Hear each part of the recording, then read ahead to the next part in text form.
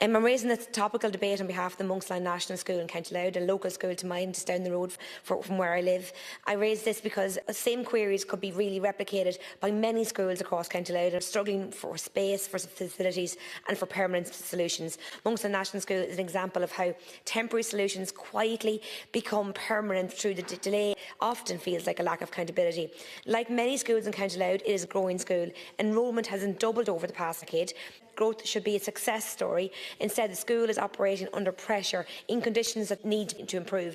A few years ago, Minister, the school had approval for additional accommodation. However, due to delays, modular units were installed as temporary, much needed and much welcomed ASD classes.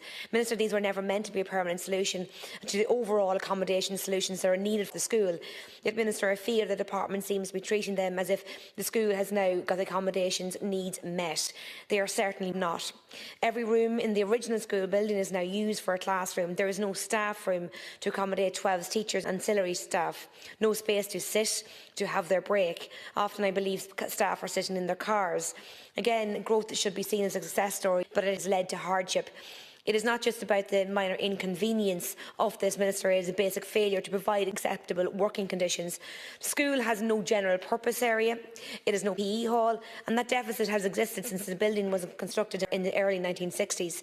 And as a result, pupils cannot fully access PE or wellbeing curriculum requirements, particularly during the winter months when outdoor activity is most unsafe. We need permanent classrooms, we need a staff room, we need a PE and general purpose hall, particularly for schools who cannot and not appropriate or not right for them to link up with a sports club, to have, if they're isolated schools, it doesn't make sense for them to match up with a sports club, to build a hall and to access grants under the Sports Capital Grant. They need the Department of Education to come in and support them, help them to create those facilities. We really want a school that feels like one school, one community, as opposed to one building and having modular buildings alongside it. They are a fantastic school.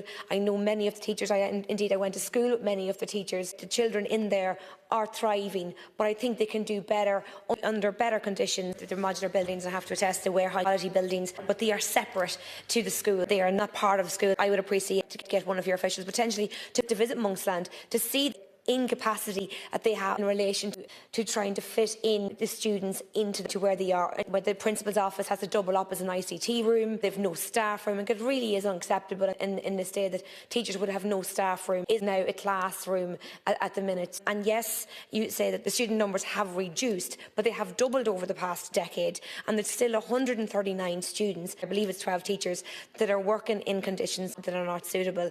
There has been a misunderstanding between the department and the school in relation to previous applications for works done, Minister. And I think that we could work on that ourselves, get the officials to reach out to the school, to have a sit down with them, to meet with them, to make sure that we can iron out where they are on the Buildings Work scheme, but also on previous applications that they feel were approved but then let lapse. Ask the department in relation to those previous applications, but I'll certainly follow up maybe with the department as well in relation to those specific issues. Thank you.